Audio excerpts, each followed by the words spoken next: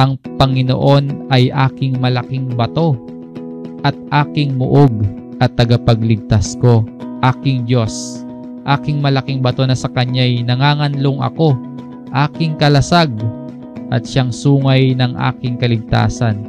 Matibay na kuta ko. Ano man yung kalagayan natin ngayon, sinasabi sa atin ang salita ng Diyos. Sa Diyos lang tayo aasa. Malaking bato. Sa Diyos lang tayo tatakbo, palapit.